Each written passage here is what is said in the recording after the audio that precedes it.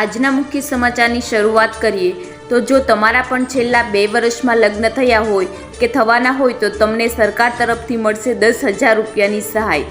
કુંવરબાઈનું મામેરું સહાય યોજના અંતર્ગત કન્યાને 10,000 રૂપિયાની સહાય આપવામાં આવે છે, જેમાં તમારે એક ઓનલાઈન ફોર્મ ભરી જરૂરી ડોક્યુમેન્ટ અપલોડ કરવાના રહેશે, જેમાં કન્યાનું આધાર કાર્ડ, કન્યાના પિતાના વાર્ષિક આવકનો દાખલો, લગ્નનું પ્રમાણપત્ર, સ્વઘોષણા પ્રમાણપત્ર અને કન્યાના બેંક ખાતાના પાસબુકની નકલ વગેરે ડોક્યુમેન્ટ અપલોડ કરી અરજી સબમિટ કરવાની હોય છે। જ્યારે થોડાક સમય બાદ તમે કરેલી અરજી જ્યારે અપ્રુવલ થશે ત્યારે તમે આપેલ બેંક એકાઉન્ટ નંબર પર 10,000 રૂપિયા જમા કરવામાં આવશે।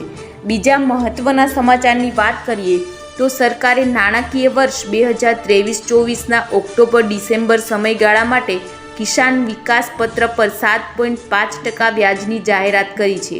જો તમે કિસાન વિકાસ પત્રમાં 115 મહિના માટે રોકાણ કરો છો તો તમારા પૈસા બમણા થઈ જશે। કિસાન વિકાસ પત્ર યોજના પોસ્ટ ઓફિસની સ્કીમ હોવાના કારણે તેમાં પૈસા ડૂબી જવાનો કોઈ ખતરો નથી અને મેચ્યોરિટી સુધી પૈસા ડબલ થઈ જાય છે।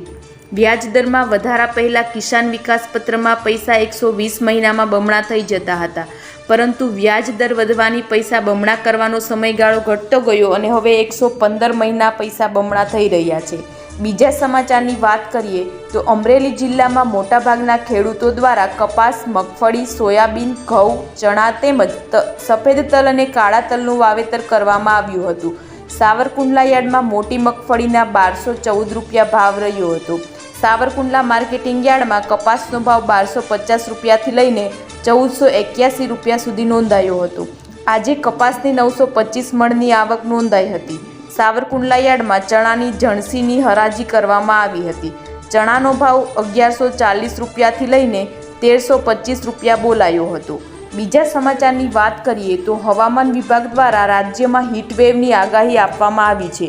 હવામાન વિભાગની આગાહી મુજબ રાજ્યના દરિયાકાંઠાના વિસ્તારોમાં ઉકળાટભર્યું વાતાવરણ રહેશે, જ્યારે આગામી 3 દિવસ પોરબંદર અને ભાવનગર જિલ્લામાં હીટવેવની આગાહી આપવામાં આવી છે, જ્યારે દીવમાં હીટવેવની વોર્નિંગ આપવામાં આવી છે। કાળઝાળ ગરમીને લઈને લોકોએ કામ વગર ઘરની બહાર નીકળવાનું ટાળવું જોઈએ તેવી હવામાન વિભાગ દ્વારા ભલામણ કરવામાં આવી છે।